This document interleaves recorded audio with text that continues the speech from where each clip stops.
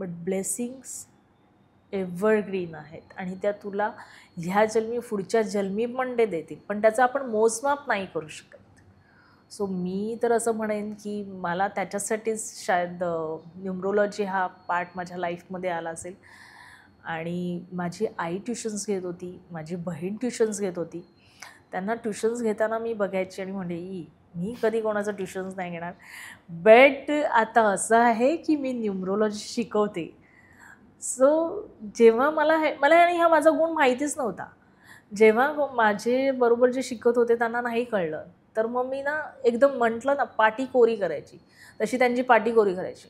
मग त्यांना सांगायचं ये नंबर है, मग हे कसे तू घेतले, मग कसं कुठे ठेवणार, मग तो 0 असेल ना तो पण मी तो व्हॅलिड ठेवायची आणि मग सांगायची. त्याच्यामुळे त्यांना कळत जायचं.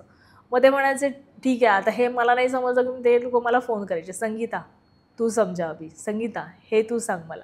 मग मी त्यांना ते सांगत गेले. मग मला कळत गेलं मी शिकवू शकते. आणि मग मी एवढे सारे कोर्स केले. तर मग मी कोणाकोणाच्या इच्छा असतात की आम्हाला पण शिकायचं आहे, तर म्हटलं ठीक आहे करूया. सो मलाही म्हणतात की आम्हाला सांगत होतीस की शिकवणार नाही, म्हणजे मीच स्वतः म्हणते मी कधी टीचर बनणार असं मी कधीच विचार नाही केला, पण आज मी टीचर बनले आणि ते पण ऑकल्ट. म्हणजे हे डेस्टिनी कुठून कुठे घेऊन जाते ना हे नाही तुम्ही सांगू शकत. आणि हे कळलं की माझ्याकडे जे नंबर आहेत की ते बिझनेससाठी बनले होते, मी नाही केले, पण 3 एंटरप्रेनर तर उभे झाले, ह्याचं मला प्राऊड आहे.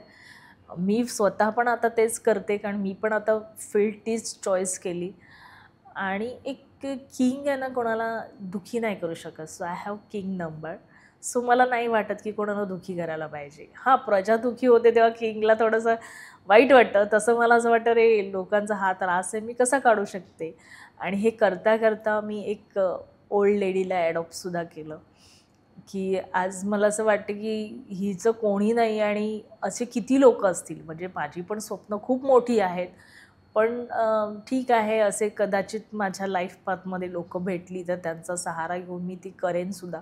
कारण समाजासाठी काहीतरी करायचं हे माझं लक्ष आहे, पण चुकीचं नाही करायचं. तो म्हणजे ह्याच्याबरोबर मी इथे पण जर्नी माझी चालू आहे साईड बाय साईड. सो वेळ काढावा लागतो, कधी असा मिळत नाही, तो काढावाच लागतो. बरोबर. तुम्ही हा व्हिडिओ इथपर्यंत बघितलात म्हणजे हा नक्की व्हिडिओ तुम्हाला आवडला आहे. ह्याचा पूर्ण व्हिडिओ पूर्ण पॉडकास्ट आपल्या मेन यूट्यूब चॅनलवर आहे, ज्याचं नाव आहे वन टेक विथ अनिकेत. हे चॅनल तुम्ही नक्की फॉलो करा.